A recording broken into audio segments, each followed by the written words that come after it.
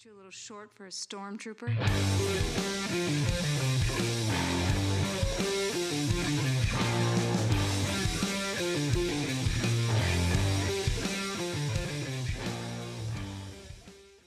What's up, nerds, and welcome to this special edition of the Multiverse Report. Yes, you're not hearing Mike Gibson's sultry tones.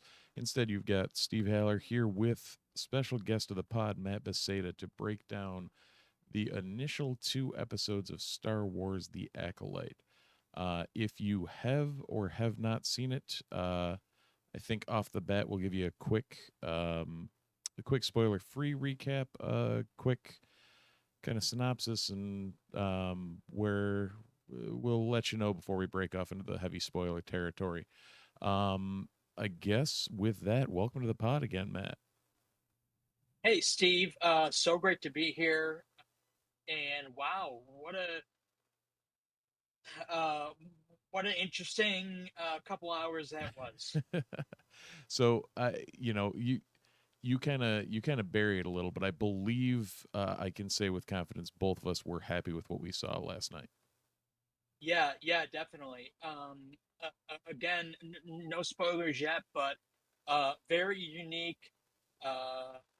Very much a departure on what we have been seeing the last 40 something years, not necessarily reading. I know you're very um, big into the literature but as far as visual media, um, a very unique and a complete departure on what we're used to.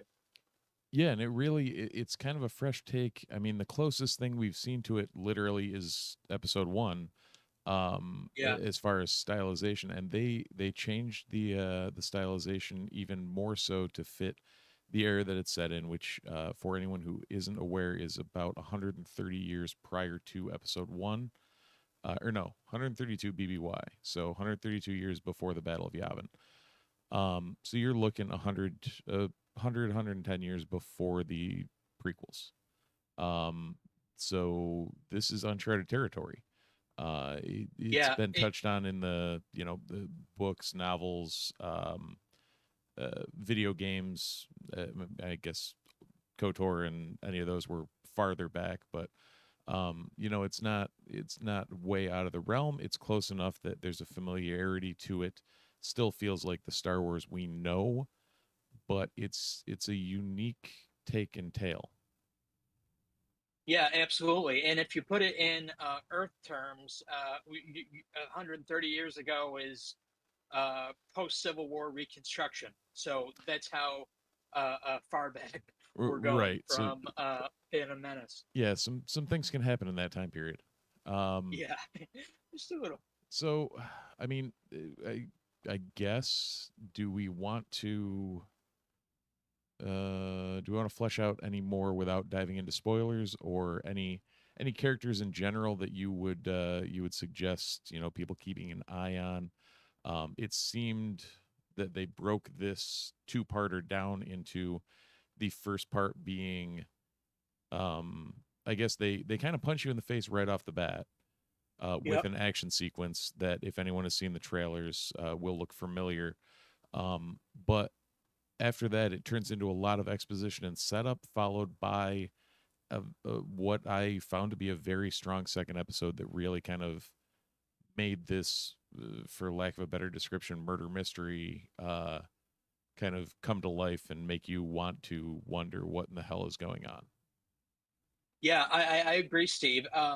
The first 3 4 minutes um, are what we saw in the theater Yeah. post um, Phantom Menace when we went last month, and it was some great action sequence. Second episode is is the bulk of the information you need to build this story, and it's certainly a mystery, and without getting into spoilers yet, it's a mystery leading to something, certainly. And it was a solid 2 episodes, and it certainly didn't jump the shark.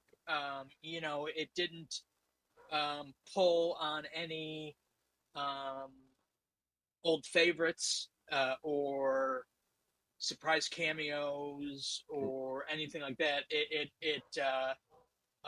They are letting this so far stand on its own, and I think at this point in 2024, you need to do that with Star Wars. It's great if you want to revisit the Skywalker saga or post Skywalker saga Again and again and again and again again. and again. Yeah, It's great, and there will always be a fan base for that. You and I included, I'm sure. But absolutely. this is a departure. This is unique, and I enjoyed it a great deal. Absolutely. I guess with that said, let's dive into our friendly neighborhood spoiler warning here. We will be moving forward talking about everything and anything associated with Star Wars that has been released to point, including these 2 episodes of The Acolyte. Um, don't yell at us if you haven't seen anything or get spoiled on something. It's all fair game at this juncture. That said, anybody who is leaving now, please don't hesitate to check out our Patreon, patreon.com/the Multiverse Report. Also, check us out on social media, the Multiverse Report, on all those main platforms.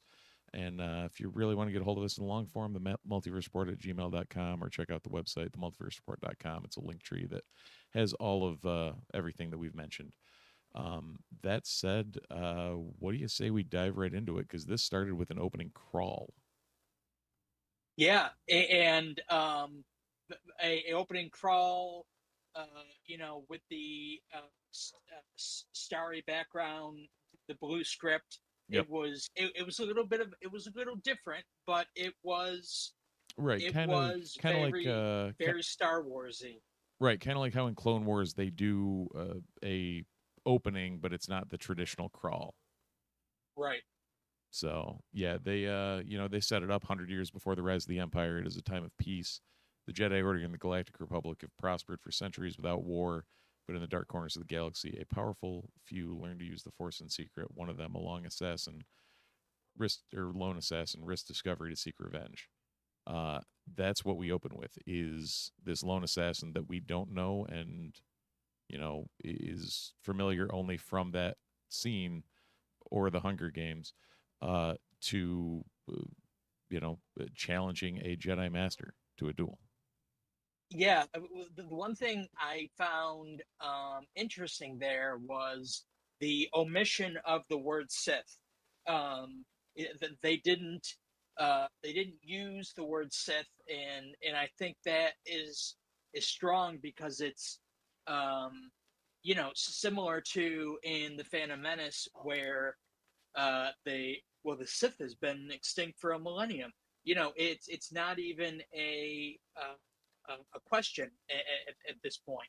Right. It was very unique. As I said earlier, we started out with that action sequence. Um, you're seeing definitely a old and it touches right off the bat. You're seeing a old school Jedi. Yep. When I say old school, Just it's very classic traditional robes. Yep. It's a conservative Jedi, or a what do they call it when yeah, a conservative Jedi who deep in religion. Yeah. And it was very unique. And the I guess if we're getting into spoilers here, I forget her name. I didn't forget her name. But so there's the twins. You have the Yep. twins. May and Osha. Oh, May and Osha. May is the supposed villain, but the word villain is very it's very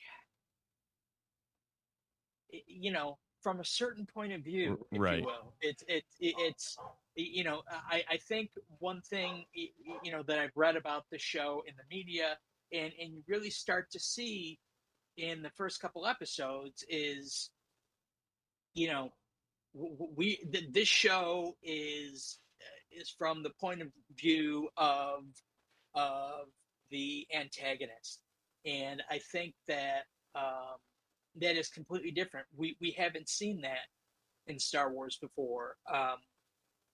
So great action sequence, and we see uh, we see the quote unquote antagonist um, kill the Jedi Master. Indara. I forget her. Yeah, thank you. Carrie Ann Moss, Um, for anyone keeping track. yes, Carrie Ann Moss, and it was a well done scene. She threw a dagger at the barkeep, and she went to stop it, and when she stopped it, she caught her off guard and got Right. her with a dagger as well, which is very interesting. It Well, was it's a traditional um, like how a Sith would deal with it, like distract, and you know the Jedi is going to try to save the innocent people. Use that to your advantage. So absolutely. We saw that in the opening scene in the Kenobi series. yeah, Where um, the Inquisitor was in a bar. Um, something about twins and bars, and yeah. which really likes. So we have Carrie Ann Moss, renowned actor. You know, house for a while, a very household name through the Matrix series and whatnot. Uh, doesn't even make it to the opening uh banner. Like the Yeah, doesn't even make it to the logo. I do feel like that set the stage fairly differently than the rest of the episode played out, but it was a great way to whet your appetite and kind of get you into the series. Um, Indara seemed, I mean, all we saw was just a um, stoic portrayal of a Jedi Master, and I mean, we know she, and again into the spoilers, we know she is one of 4 Jedi that May is trying to kill. yeah, Uh, yeah. and Sorry, go ahead. so that sets it all in motion. That is the first of her kills, the first name off her list. I would assume from what we've seen in trailers and other footage that we're going to see some flashbacks of Carrie Ann Moss. It's not the last we'll have seen of her. Most likely flashbacks to fill in what or why May is killing or attempting to kill these 4 Jedi. Yeah, I'd also like to see a flashback on exactly what happened. Um, they both the sisters thought that the other sister had died. Which is oftentimes in films and series you think that um, you have the antagonist seeking revenge because everyone thinks they died and they didn't, but Or the each sister thought, Dark go Lord ahead. of the Sith thinking that his kids died in childbirth. Yeah, yeah, exactly. Well played, Yeah. well played. So from So there we go from that back to the Nemoidians. yeah, So apparently over the course of 100 years they strictly got more stereotypically racist. But they did tone down a lot of the problematic Nemoidian tendencies for this appearance. yes, I also thought that they seemed a little more human. Yeah. Their facial structure was more human. Where in episode 1, in the prequels they were more. This one's a decoy, and then they're barely moving their mouth. I thought they were Yeah, very. much more expressive. Um, yeah, I actually thought when um, she was working on the ship there that she would. For a moment, I thought that they were going to reveal one of the Trade Federation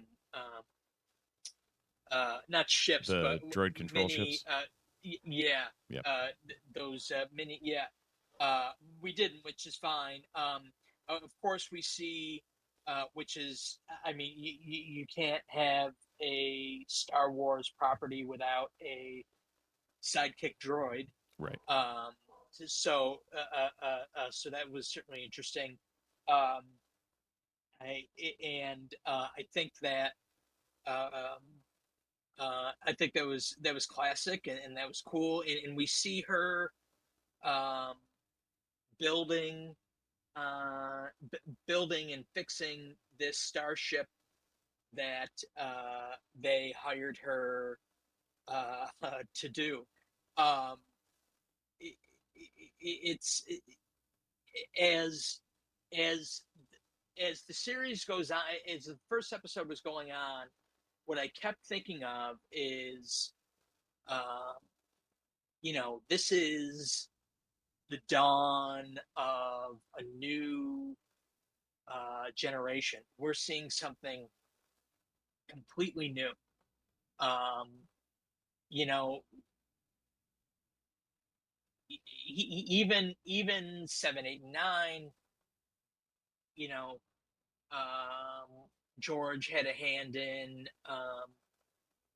George had a hand in, not a hand in, but he had ideas of 7, 8, 9. The Acolyte. Um, it. This is all brand new. It's all uh, post Lucas Star Wars, and you know what? It's great. I think it's great. We see a ship come out of her ship come out of, and her name is escaping me. One of the twins, and we see her come out of hyperspace into not an asteroid field, but it's uh, there's asteroids kind of just sitting there, which I thought was kind of funny. It was very episode 2 where Boba and Jango Fett came, and you hear that sonic boom of um, of the Slave One, um, and so they come out of hyperspace into this asteroid field. And what do you think of at this point? What are your thoughts on the show? My mic was muted. No, you're good. And I apologize to anyone watching. My dog has been going absolutely insane. Um, so yeah, by the sounds of it, you are at the point where they have staged the I don't want to say revolt, but I guess revolt. Yeah, So yeah. So they, yes, exactly. okay, so So you already hit Coruscant and the Jedi, or are you I just did following not. I Osha? did not. Okay, I skipped ahead. I completely forgot about the entire Coruscant scene. So we so see we see Jedi and younglings in very in robes and attire that we haven't seen before, at least not in visual media.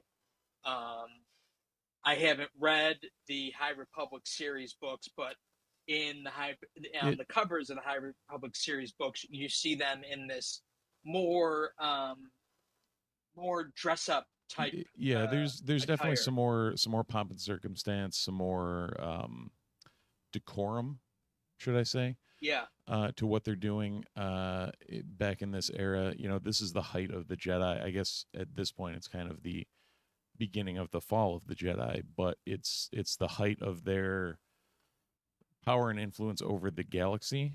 Um, and yeah, I mean the Jedi Temple. Look, I mean you see how many younglings there are that Master Soul is training, um, and it's kind of cool to see what what this organization is before the hubris really takes hold and they start to fall.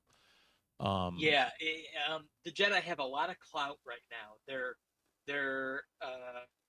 They seem revered. Yep. They seem like they are the ones that people go to when they have issues. They step in and yeah, it was very interesting. Um, to counteract that when Obi-Wan and Qui-Gon go and check on the Trade Federation, they're immediately dealt with a plot to kill them. Yep. And when we see two of our main protagonists go in, they introduce themselves. They are almost like honored guests. They have a lot of poise. Um, it's a very interesting departure, but it sets up the time period that we're in, I think. Yeah, absolutely. And so I guess in that scene we see Lee Jung Jae, who is portraying Jedi Master Soul. We learn later another one of the four that are going to be targets of May, and his Padawan Jackie Lon, played by Daphne Keene. Most people may know her as X-23 in Logan, or Yes, she's one of the leads she, in her she Dark was Materials. she was the bald green woman. No, that's Vernestra Rowe. You're right. So She had the white with the masked type Dathomiri type face. Yeah, spikes. I do yeah, not know the species that she is supposed to be portraying, but really looked cool. Um, yeah. a Thelan human hybrid. So Thelan. Uh, we meet them, um, effectively teaching the younglings, interrupted, and the standard youngling class that gets interrupted early by somebody else. Apparently, that happens in anytime they bring the trainees in, they just get interrupted, whether it's Yoda Sure. or him. But Soul is approached by Vernestra Rowe, who is another Jedi Master who actually very long history throughout the I guess at this point 3 phases of the High Republic.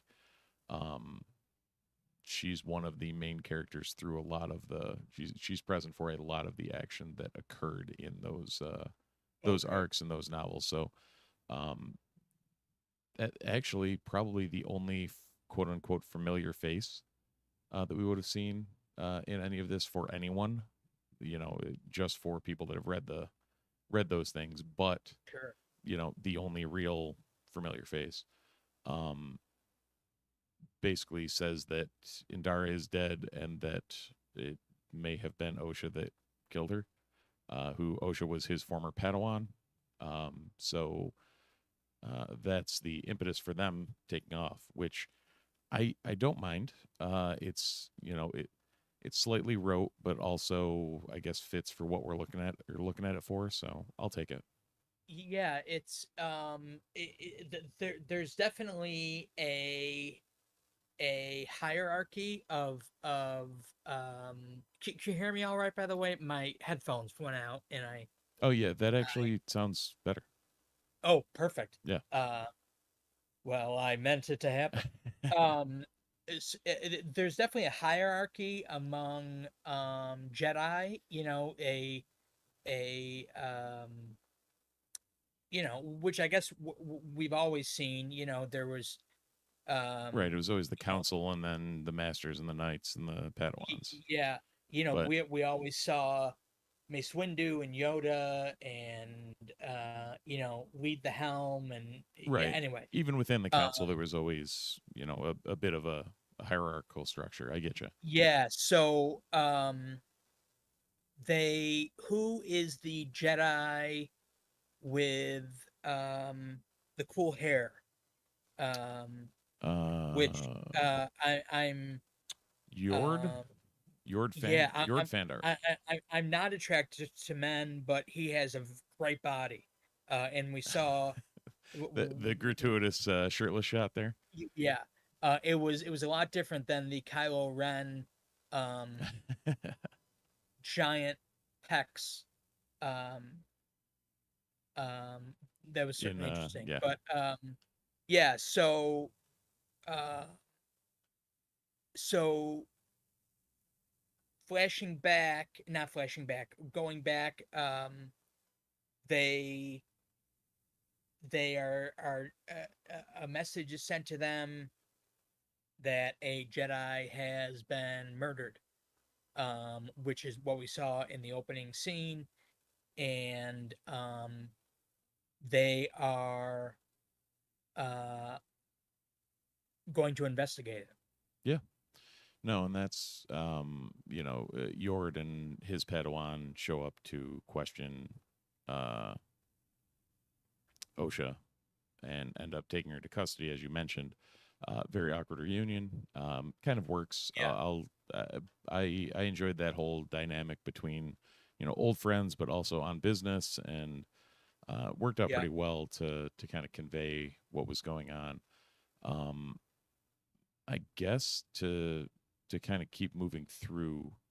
Um, there,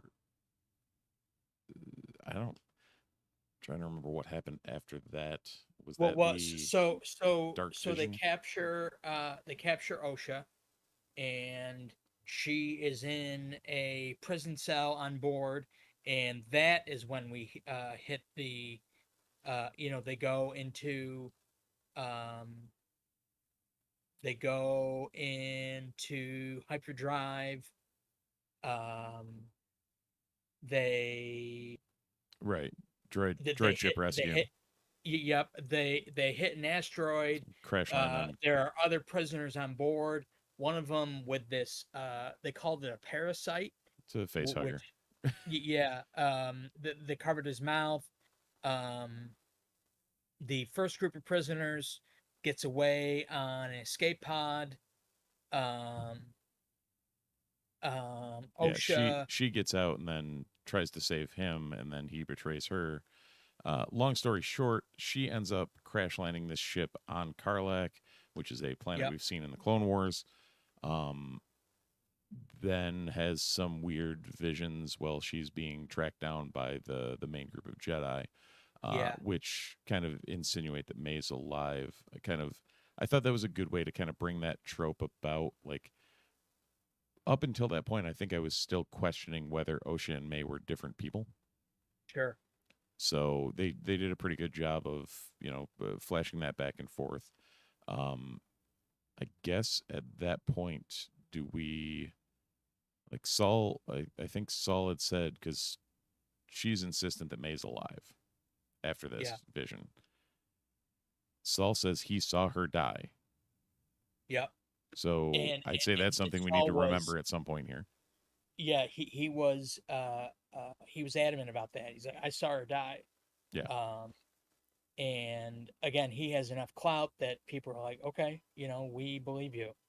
Um, so that's when we see. So they go to that planet's name again. Steve is Karlak. Karlak. That's right, because I remember seeing Karlak and I was thinking Sarlacc, and I was like, no. Um, well, anyway. Um, so they end up going to Karlak and tracking down Osha, and we see our first non-Ray Skywalker yellow lightsaber. Yep. And I guess was the yellow lightsaber used in Jedi Outcast? Was there a yellow lightsaber in there? I think there In the game, was. yeah, you Yeah, could I use think there one. was. Yeah. Um, it's been at least a decade since I played that game. Fair enough. Um, Great game though. yeah, it is a good game. You can get a yellow crystal for your Savi's lightsaber. Yes. Which I am going in 51 days. Not that I'm Not to be counting. counting or anything. Yeah. I'm gonna have to get a new shipment of crystals because of the new options. Yes. So Yeah. There's some cool stuff. Um, cool stuff for sure.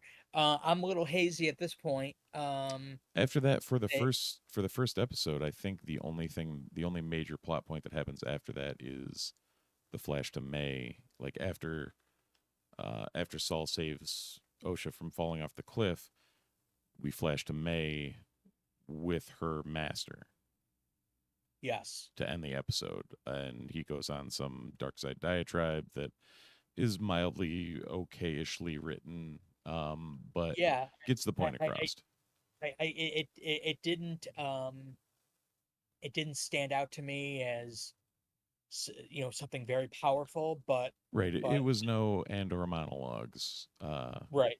Um, and I definitely think at some point we're going to come to a point where her master will be unmasked, and that will be some sort of big reveal. That's already being uh, speculated online. Yeah, I mean, Who who time is it? wise, it's almost got to be Darth Tenebrous if they're not rewriting canon. Sure.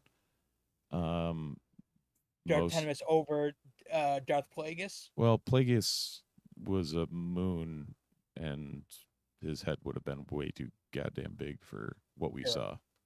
That's my Sure. only I, my I only dated brain a on that. moon in college, and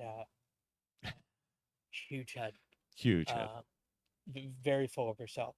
Um, Sorry, I had to. master of death, So, but so that is the end of the first episode, yeah, and so I watched the first episode, and I'm like, all right, I'm gonna watch the second episode, and I got through about 10 minutes second episode, and I started to drift off, and I'm like, I got to give this justice. So I paused after 10 minutes and then watched it after work today. Um, and as we said earlier, the second episode, there's a lot more substance. The first episode was um, building of characters, introduction of characters. This is telling. The second episode is very telling of the story and what is actually going on here. yeah, no, and uh, I think it does a better job of moving the plot forward, but I think you needed that first episode for exposition. Absolutely, absolutely. Yeah. So where do we start in the second episode? OSHA. Is OSHA reunited with her former master at this point? No, it starts with May attacking Torben, Yes, you're attacking a right. master who took the vow of silence, which was Yes. actually a thing based on the Darth Vader comics. Really? Yeah. He was the George Carlin looking fellow, right? Yes, actually, now that you Yeah. say that, I can't unsee it. Thank you for that. Yeah. Yeah. Lord Carlin. Not Lord Carlin, Master Carlin. Oh, Um, that's great. but I saw that. I go, there we go, right there. Which, by the way, if George Carlin was alive, would have made a great Jedi. Oh yeah, Um, the most sarcastic Jedi in the world. yeah, would have been great. So Yeah, so she, we see she, we yeah, go see ahead. May attacking, like sneaking in and attacking a Jedi who is in a trance of some sort.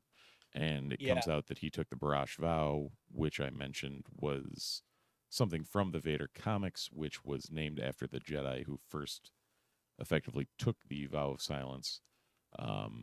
It's an oath taken by Jedi who completely refrain from all activities related to the Order as a form of penitence, disengaging from anything but the Force itself, committing themselves to gaining ultimate communion with it. So basically, they're just in permanent meditation. okay. It sort of reminded me, in a different way, and I don't think this was it, but when Din Djarin took Grogu to that platform right before Oh, he yeah. reunited with Boba Fett. Yeah, except he Um, didn't sit there for 10 years. right, right, um, But yeah, right.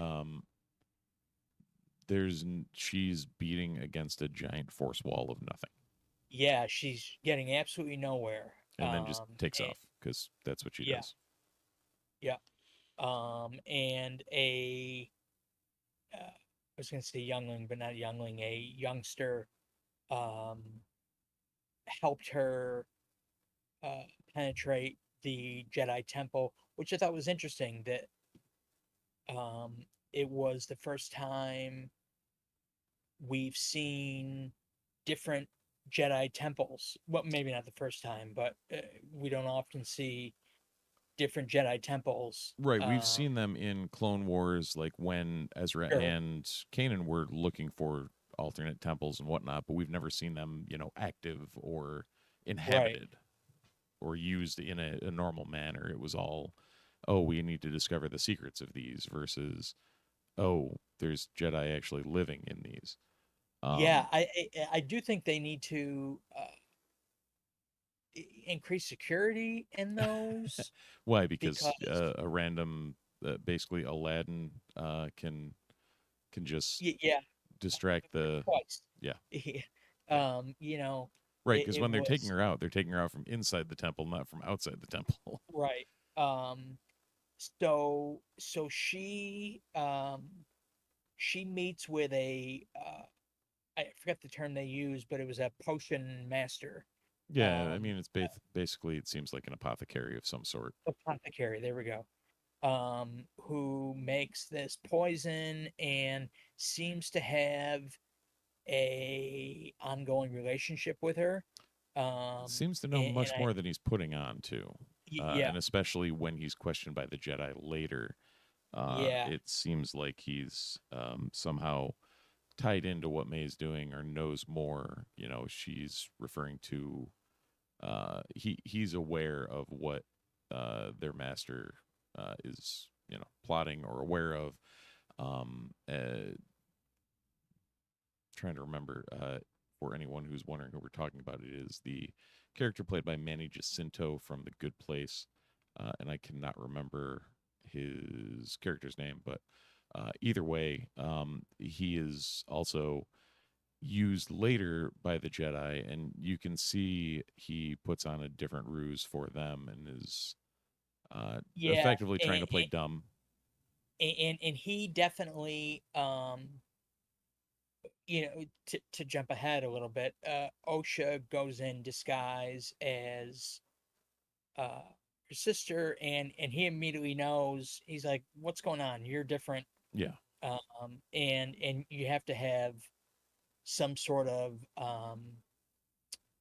uh, relationship with that person to know that uh uh they're different, I right. guess. So Osha reunites with her former master on Carlac, Karlak. Yep. Carlac. Um, it was a scene reminiscent of The Fugitive, where they're on a cliff and he said wait, and she slips. He Well, forced that was the end of episode one. it was the end of, okay. Yep. Okay. As I said, I was drifting off. I was drifting off a little bit. So He saves her. Chimere is Manny Jacinto's character. I just looked that up. He again, like we said, seems to know a little bit too much, but he's also preparing potions, a poison for her, based on what seems to be a local or local to their homeworld, poison that I guess does the job pretty well because Yeah. it is ultimately given or offered, as weird as it sounds, uh, offered to Master Torben, when May finally gets through to him and effectively wakes him up. Um, it's kind of crazy, but he willingly takes the poison. So Yeah, whatever I guess happened that is causing that was this whole 4 Jedi and like whatever's causing a lot of what happened is got to be pretty serious for a master who's been communing with the Force for 10 years to wake up from a Barrage vow and take a poison and just commit harakiri effectively. yeah, I was very I don't want to say confused by that, but very intrigued by that. It's like, okay, what what had to have happened for him to be so, I don't know if trusting is the right word, but um yeah, To it know was that that was the thing he wanted to have that conviction of uh, basically uh, the conviction of him saying, "Yeah, I fucked up. I'm gonna take this poison and kill myself." Cool. Like yeah, for that finality from nothingness, it's like, all right, we got to find something more out in these next couple episodes as to what went down because we're down to yeah, 2 Jedi left. And 6 episodes. So I'm not a doctor, but we're not going to lose a Jedi an episode here. right. Especially since our next Jedi, they was the big reveal of the episode, I think, which was Kalnaga. uh, yeah, a Wookiee, um, a Wookiee Jedi played by Jonas, Suatama. yeah, which is cool. Yeah. It's cool I'm that pretty that sure he's going to he be every Wookiee moving forward at sure, this point. sure, Oh, we've got a um, giant dude that actually knows what he's doing. All right, let's yeah, roll. let's do it. So, but that ultimately, I think, we'll probably open episode 3 either in a flashback sequence or with Kalnaka and kind of see where that direction is heading. I think the only major thing we left out of episode 2 was the fight between the 2 Jedi and May, Yes. in which they effectively beat the flying crap out of her, and then she uses a natural smoke bomb to get away. Yeah, that was interesting. She she she doesn't have a lightsaber. She's using very what I'll call low tech, Yeah, daggers and poisons and like you said, smoke bombs. Um, yeah. I mean, she's sitting there and effectively just force pushes the dirt and creates this crazy cloud, and then just gets away. yeah, yeah, it was very interesting. Um, you know, I think something that this series is exploring, and you're already starting to see a little bit, is how could a group of people so wise and powerful have just ceased to exist? And I think this is um The this is the start of it. Yeah, the beginning of the end. Yeah, they have a lot of rules, um, Yep. and they believe hard in those rules Well, and and are you've had very steadfast. centuries Yeah, at this point since like Darth Bane and the Rule of Two, and the entire, like, it's been the Jedi and that's it. yeah, There have been, even within the High Republic, you've had the Drengir, you've had the Marchion Ro, and the hell are they called? oh, uh, I Yeah, remember you telling me about this. but Anyway, the, there's been problems, but there's not been the Nile. There has not been a major villain like the Sith in right, centuries. So they can get a little more beer. It's the standard, but things get more bureaucratic the more time people have to sit there and think and bitch about them. So that's kind of what happens. the beginning of the High Republic, they're literally creating Starlight Beacon, which was a giant ass space station that they brought out to the Outer Rim to use as a base of operations, which proceeded to get crashed into a planet. But like in their ever present wisdom, they're like, oh, we can do this, no problem, let's go. So Yeah. like they're at, the Jedi are at a point where there's definitely hubris, and they're definitely to the point of, we are superior to whatever, we are doing what we're doing, and that's that. And we have to follow our rules that we set for no reason other than we set them. Yeah, it's interesting. It's interesting to see all this and to think about, well, how powerful was Plagueis and Palpatine that they were able to put this plan in motion and end all of it, or was it a steady decline of, you know, missteps? I don't know. It's just Yeah, interesting. no, it definitely is. And one other, it just popped into my head, something that we did miss in the after chase from that fight.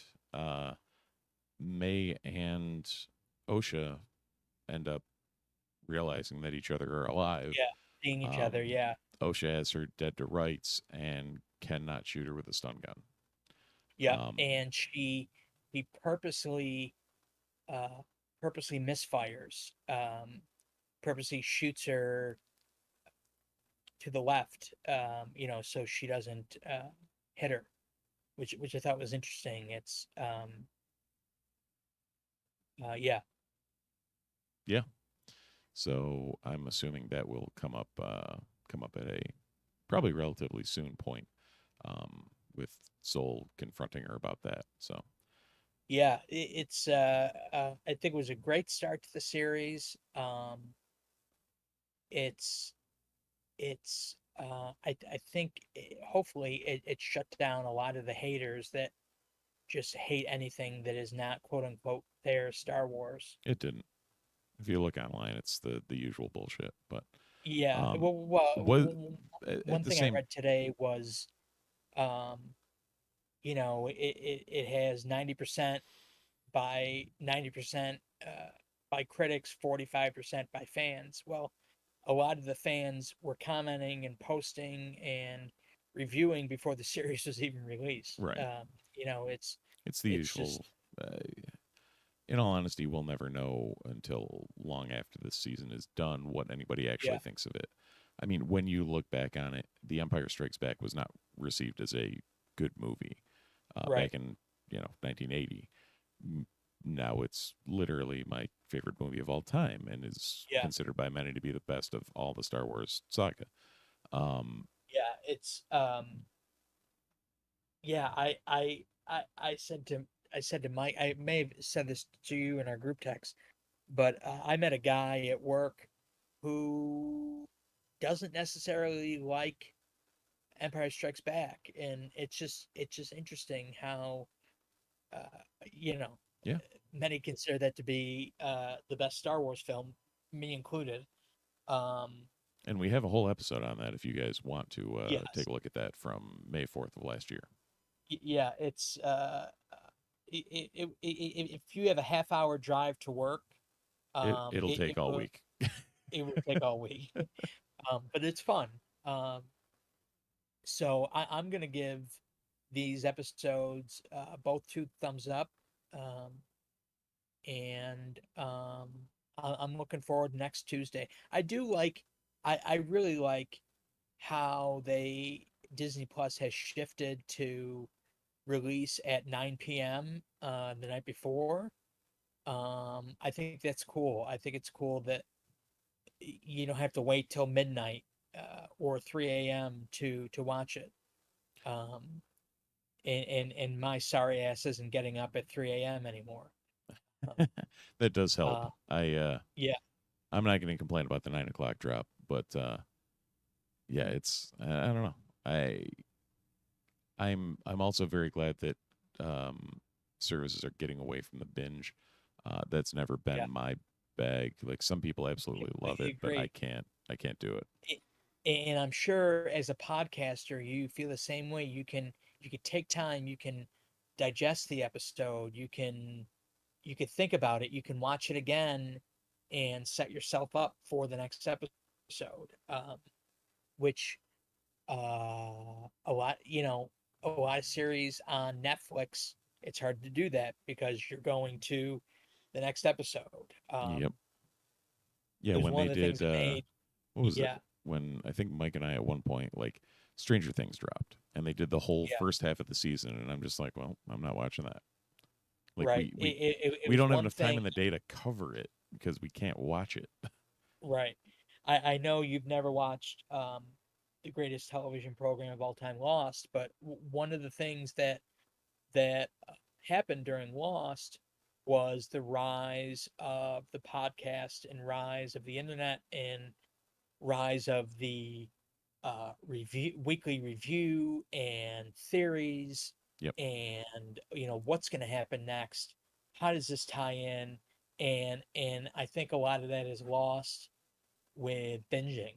Yeah. Um, the other thing is if you binge a season in January and the next season doesn't come out till the following January, it's like you're completely lost. You have to go back and watch Yep. it.